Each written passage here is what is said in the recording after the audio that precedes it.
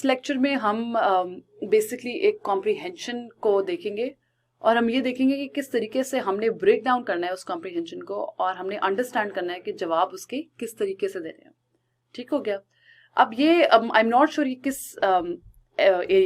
Era का है, किस आप कह लो साल का है, मुझे ये नहीं याद, लेकिन ये रिसेंट ईयर्स में से किसी आपके पेपर का ही पैसेज है।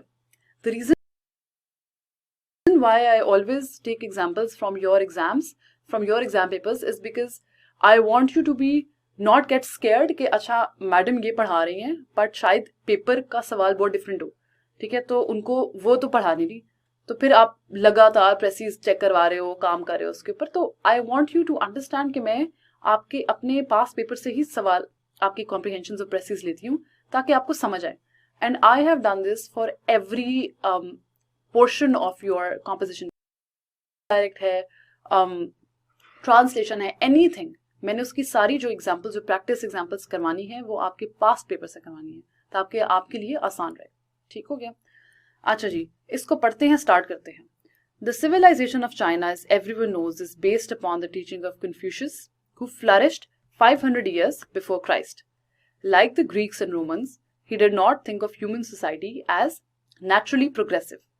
On the contrary, he believed that in remote antiquity, rulers had been wise and the people had been happy to a degree which the degenerate present could admire but hardly achieve. ठीक है, वो एक ideology की अभी फिलहाल बात कर रहे हैं, कन्फ्यूशियस आइडियोलॉजी की, जिसको वो बाद में एक्सप्लेन भी करता है और वो थोड़ी सी ये बात भी करता है कि ह्यूमन सोसाइटी को वो नहीं सोचता एज बीइंग नेचुरली प्रोग्रेसिव। ठीक है, मतलब कन्फ्यूशियस की जो टीचिंग थी वो it was based on the fact human society is not progressive, और वो ये कहता था कि remote rulers had been wise, और लोग जो थे तब दे हैड बीन हैप्पी, जो कि अब प्रेजेंट में लोग नहीं अचीव कर सकते। This of course was a delusion. ठीक है, ये जो था एक delusion था. But the practical result was that Confucius, like other teachers of antiquity, aimed at creating a stable society. So basically वो कहना ये चाह रहा है कि Confucius was aiming to reach a stability in the society, maintaining a certain level of excellence, कि maintain करे एक particular level of excellence in the society, but not always striving after new successes. लेकिन new successes के पीछे वो नहीं भागता. In this, he was more successful than any other men who ever lived. His personality has been stamped on Chinese civilization from his day to our own.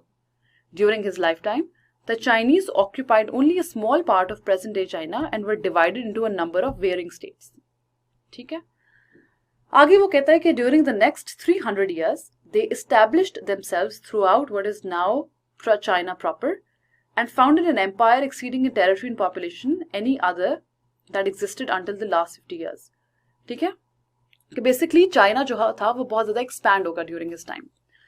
आगे वो कहते हैं कि in spite of barbarian invasions, Mongol and Manchu dynasties and occasional longer और shorter periods of chaos and civil war, the Confucian system survive. किस Confucian system ने ये चीजें सर्वाइव की है, Mongol dynasties,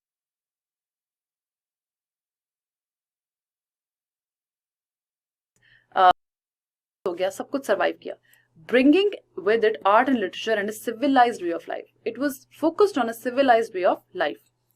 A system which has had this extraordinary power of survival must have had great merits and certainly respects our respect and consideration. अब वो तारीफ कर रहे हैं कि जी अगर एक सिस्टम इतनी एक्स्ट्राऑर्डिनरी पावर ऑफ सर्वाइवल लेके आ रहा है और इतने मेरिट्स हैं उसके, तो फिर वो रिस्पेक्ट भी डिजर्व करता है। वो एक रिलीजन नहीं है एज वी अंडरस्टैंड, बिकॉज वो रिलीजन क्यों नहीं है, क्योंकि वो एसोसिएटेड नहीं है किसी सुपर नेचुरल और मिस्टीरियस या मिस्टिकल बिलीफ्स के साथ। अब रिलीजन जो होता है वो हमेशा आप मतलब obviously we don't see it, we as Muslims don't see it that way, लेकिन नॉर्मली जिस तरह आउटसाइडर्स देखते हैं या आप कह लो और रिलीजन देखते हैं, जैसे इस पैसेज में बात हो रही है, they view it as something, they view religion as a belief in supernatural, because a lot of the things that we can not see, we just believe in it. एक belief system है को हम देख नहीं सकते। ठीक है, अब वो कहता है कि कन्फ्यूशियस की जो आइडियोलॉजी थी, जो कन्फ्यूशन सिस्टम था, वो एक रिलीजियस बिलीफ नहीं था, बिकॉज वो किसी मिस्टिकल पावर्स के ऊपर बिलीफ नहीं करता, प्योरली एथिकल सिस्टम। लेकिन but its ethics unlike those of Christianity are not too exalted for ordinary men to practise. ठीक है, तो कन्फ्यूशियस क्या टीच करता था, which was something like very old fashioned ideal of a gentleman as it existed in the 18th century. ठीक है, और इसकी एक sayings भी थी, एक saying थी, वो क्या कहती थी कि the true gentleman is never contentious, he courteously salutes his opponents before taking up its position. तो काफी gentleman type उसकी teachings होती थी, कह लो proposing और encouraging gentleman type behavior, so that even when competing he remains a true gentleman. So वो कहता है कि इतना कोई you had to be a true gentleman even when facing your opponents and even when confronting your opponents, ठीक है, or even when competing with them. So this is your entire passage about Confucius ideology. अब आप सवाल देखो तो सवाल कहता है कि जी why do you think the author calls Confucius' belief about the progress of human society as a delusion? अगला सवाल, how did Confucius' thought affect China to develop into a stable and a proper China? ठीक है, why does the author think that the Confucian system deserves respect and admiration? Why does the author call Confucian system a purely ethical system and not a religion? ये तो अभी बात हुई है. Briefly argue whether you disagree or agree to Confucius' ideal of a gentleman. ये जो सवाल है ये मैं नहीं कराऊंगी. क्यों? क्योंकि ये आपके दिमाग के ऊपर है, इसका कोई करेक्ट जवाब नहीं है, इसका जवाब सिर्फ आप खुद लिखोगे.